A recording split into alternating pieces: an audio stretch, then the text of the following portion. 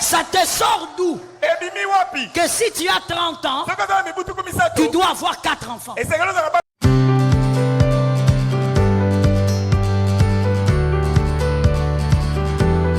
Je disais, tu es béni et ta destinée est bénie. Amen. Ce soir, par la grâce du Saint-Esprit, s'il y avait un retard, ça doit se régler. J'aime ta foi. S'il y avait un retard, ça doit se régler. Et le prochain retard ne doit pas arriver. Nous refusons toute forme de retard au nom de Jésus. Nous déclarons que ce qui n'est pas de Dieu va se placer à côté. Nous attirons la faveur de Dieu. Nous appelons la grâce de Dieu. J'appelle sur ta vie une nouvelle saison. J'appelle sur ta maison une nouvelle saison. C'est un culte de famille. J'envoie dans ta famille une nouvelle saison. Je déclare une nouvelle saison sur ta tête. Que ce qui n'avait pas commencé commence. Que ce qui n'arrivait pas arrive. Je fais arriver ce qui n'arrivait pas. Au nom de Jésus de Nazareth, je fais rapprocher ce qui n'arrivait pas. Quelle est la chose qui t'a résisté cette année? Avant la fin de cette année, au nom de Jésus, la chose se pose. La chose se place. La chose s'installe. Je disais avant la fin de cette année, laisse-moi prophétiser sur l'église. Je prophétise sur l'assemblée. La gloire de Dieu va se manifester avant la fin de cette année. Que Jésus vous étende, que Jésus vous étende, que Jésus crée l'extension. Que le Dieu des miracles réalise des choses selon la foi de chacun. Dis un frère, aujourd'hui je suis là pour moi. Ne m'intimide pas. Reçois ta part au nom de Jésus. Amen. Laisse-moi maintenant prophétiser sur les représentants de leur famille. Nous ne sommes pas venus avec la même motivation. Il y a des gens qui sont venus en balade. D'autres sont venus voir les autres. Mais il y a les représentants des familles. Je parle sur les représentants. Et je déclare que tu prends ta part. Amène l'onction dans ta famille. Amène la vitesse dans ta famille. Amène l'avancement dans ta famille. Amène le bouleversement dans ta famille. Amène le changement dans ta famille. Que ta famille soit impactée cette année à cause de toi. Tu es la personne qu'il fallait. Est-ce que je peux parler? Amen. Cette année, amène un nouveau travail dans ta famille. Amène un mariage différent dans ta famille. Amène des études différentes dans ta famille. Il y a des familles où il n'y a pas de diplôme de licence. Il y a des familles où il n'y a pas de doctorat. Je déclare au nom de Jésus que l'Éternel t'accorde cette vitesse par sa puissance. Lève ta main droite là où tu es. Répète après moi ceci. Quoi qu'il arrive ce soir, je prends ma part. Assieds-toi avec. Quoi qu'il arrive, tu prends ta part. Ne te laisse pas distraire par le voisin. Tu ne sais pas là où il a dormi. Chacun sa portion. 2 Corinthiens 6, 2. 2 Corinthiens 6, 2. La Bible dit ceci. Car il dit, au temps favorable, je t'ai exaucé. Au jour du salut, je t'ai secouru. Voici maintenant le temps favorable. Que quelqu'un me dise le temps favorable. Le temps favorable. Voici maintenant le jour du salut. Amen. Amen. Assieds-toi avec ta grâce. À la lumière de cette écriture, nous comprenons que Dieu agit selon le temps favorable. Dieu agit selon qu'il est temps dans ta vie de vivre quelque chose. Écoute très bien. Selon cette écriture, Dieu agit dans ta vie lorsque c'est le temps de ton salut. Dieu agit aussi dans ta vie lorsque tu manifestes la foi pour attirer une chose avant le temps. Il y a donc 2 types d'opérations avec Dieu. Dieu agit lorsque c'est le temps. Et il agit lorsque ta foi est au zénith pour attirer les choses avant le temps. J'en profite pour dire à quelqu'un que personne ne te dise ce n'est pas le temps de Dieu.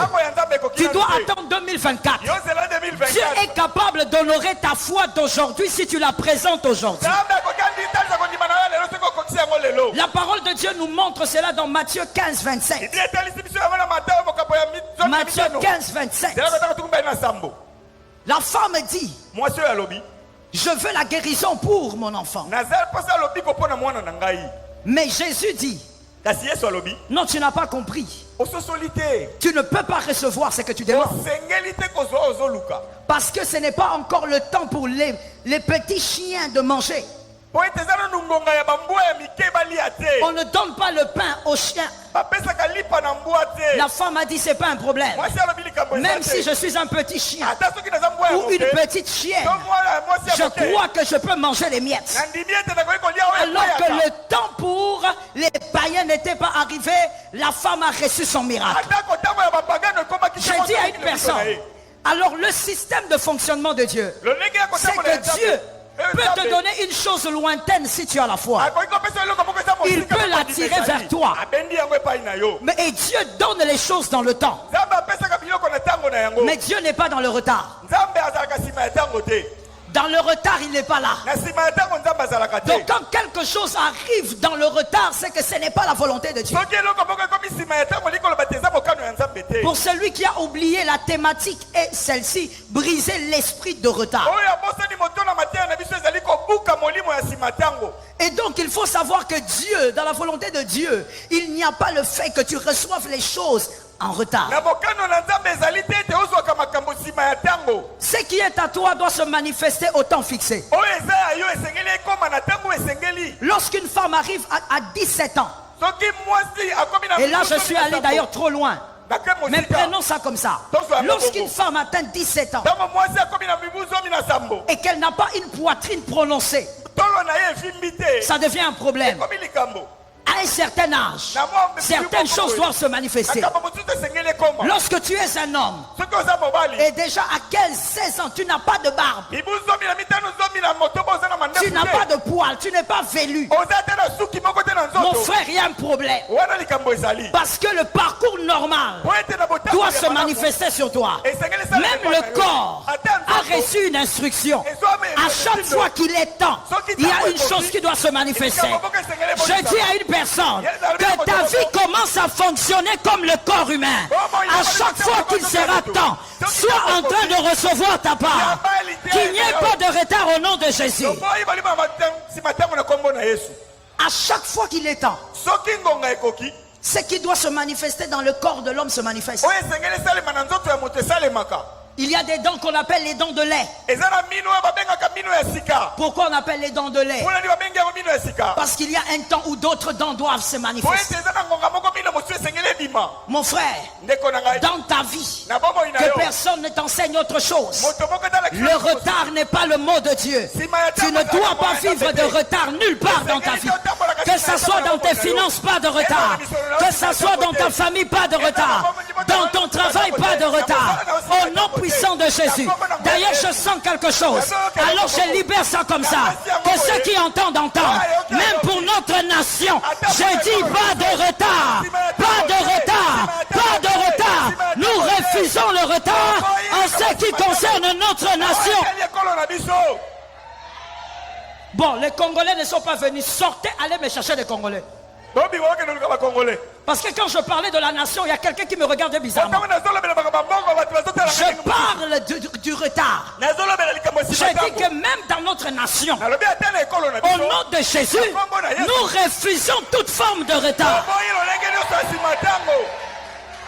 Est-ce que quelqu'un m'entend? Amen. Vous savez, je vais ouvrir une parenthèse parce que quelqu'un me regarde bizarrement. Il y a quelqu'un qui dit, pasteur, de toutes les manières, nous sommes en retard. Écoute, je n'ai pas peur de ce qui arrive à notre nation parce que je sais qu'il y a un Dieu quelque part. Il y a quelques années, on ne pouvait pas parler à un Zaïrois. On ne pouvait pas jouer avec un Zaïrois. Il y a quelques années, notre ville de Kinshasa n'était pas pareille à la plupart des villes africaines qu'on pouvait avoir. Et donc, si on a déjà été, c'est qu'on peut encore être. Quelqu'un a compris ce que j'ai dit? Si on a déjà été, c'est qu'on peut. Ce qui a déjà été peut revenir. D'ailleurs, Salomon dit, il n'y a rien de nouveau sous le soleil. Ce qui a déjà été vécu peut être vécu de nouveau. Et je déclare au nom de Jésus, notre nation vivra encore cette époque de gloire et de puissance. Je suis d'accord avec moi-même. Amen. Que l'Éternel nous fasse grâce. Je disais donc que dans le système de Dieu, tu ne dois pas vivre un retard. Et je viens déjà t'annoncer ceci, que parmi les grandes batailles que nous avons sur terre, il y a cette bataille où l'homme est obligé de subir le retard. C'est l'une des plus grandes batailles. Pourquoi? Premièrement, je bénis ceux qui écrivent. Premièrement, parce que c'est une bataille qui ne doit pas se définir par rapport aux voisins. C'est une bataille qui ne se définit pas par rapport à l'entourage. Voilà pourquoi elle est difficile. C'est une bataille qui se définit par rapport à la connaissance que vous avez de votre destinée. Voilà pourquoi tu dois connaître ton parcours et ta destinée. Tu ne dois pas dire que tu es en retard parce que tu as regardé le voisin. Ton retard ne dépend pas de ta tante ou de ton frère. Ton retard dépend de ce que tu sais de ton parcours. Tu n'es pas en retard par rapport à la société, tu es en retard par rapport à ton parcours. Voilà pourquoi un élu doit fermer les yeux de curiosité sur le voisin. Que quelqu'un me dise les yeux de curiosité. Les yeux de curiosité. Tu dois apprendre à fermer les yeux de la curiosité sur le voisin. Parce que si je te pose la question, si tu es en retard, tu ne dois pas me répondre par rapport à la voisine qui s'est mariée, ou à la voisine qui a eu des enfants, ou au voisin qui a un travail. Tu dois me répondre par rapport à ce que tu sais de ta destinée.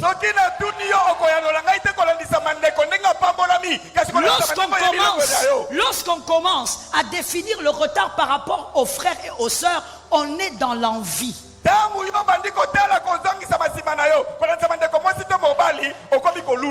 Ce séminaire a aussi été organisé pour que les esprits d'envie te quittent. Donne-moi un amen. On ne peut pas définir les retards d'une église par rapport à une autre église. On définit un retard par rapport à ce qu'on sait que Dieu a dit sur sa destinée. Voilà pourquoi je disais, tue les yeux de la curiosité. Là où tu regardes ton frère pour savoir il est allé où, il a eu quoi, son compte bancaire c'est comment. Sois focalisé sur ce que Dieu a dit sur toi. Est-ce que quelqu'un m'entend bien? Amen. Voilà pourquoi même Joseph, quand il faisait des rêves, écoute-moi bien, laisse-moi parler mon frère. Joseph, quand il faisait des rêves, Dieu n'a jamais montré à Joseph ce que va devenir son père ou sa mère ou ses frères. Dieu montre à Joseph ce que lui va devenir. Amen. Il est Dieu, même Dieu est focalisé sur ce que toi tu dois devenir. Amen. Dieu ne va jamais te révéler ta destinée par rapport à un voisin. Est-ce que quelqu'un me capte bien? Amen. Dieu ne va pas révéler la destinée de mon frère par rapport à ma destinée. Quelqu'un m'a capté? On peut y aller. Et donc tu dois capter ceci. Arrête de dire je suis en retard. Moi je te poserai la question que Dieu avait posée à Adam dans les jardins. Qui t'a dit? Adam a dit à Dieu, je suis nu. Dieu lui a dit, qui t'a dit? Toi tu es venu à ce séminaire. Ce titre, je pense, t'avait marqué. Briser l'esprit de retard. Mais qui t'a dit que tu étais en retard? Si tu me dis que c'est par rapport à ce que Dieu t'a dit, je suis d'accord avec toi. Si tu me dis c'est par rapport aux visions que Dieu t'a montrées, je suis d'accord.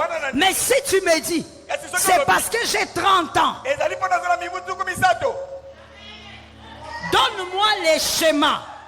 Non. On a peu de temps ce soir, mais tu vas me parler. Il n'y a pas que moi qui fais parler, tu vas me parler. Que quelqu'un me dise on doit parler. On doit parler. Que quelqu'un d'autre me dise on doit parler. On doit parler. Quand tu me dis j'ai 30 ans, tu entres dans mon bureau, tu me dis écoutez pasteur, vous savez j'ai 30 ans. Donne-moi les schémas qui disent c'est que qui doit faire à 30 ans. Ça te sort d'où? Que si tu as 30 ans, tu dois avoir 4 enfants. Ça te vient d'où? C'est le voisin. La curiosité diabolique. La curiosité enférique. La curiosité sorcellérique. La curiosité envoûtique. Ajoute ça dans le dictionnaire. La curiosité envoûtique. Qui t'a dit? Tous les rois d'Israël ne sont pas devenus rois à 30 ans. Certains sont devenus à 30 ans. D'autres ont été appelés officiellement à 80 ans. Comme Moïse. Maintenant, toi qui t'as dit qu'à 25 ans, tu es en retard parce que tu n'es pas marié. Où est le schéma? Voilà pourquoi dans l'église, vous avez transformé l'église locale en un lieu de lamentation. L'église locale n'est pas un lieu de lamentation. Lamentation de Jérémie, il y a seulement...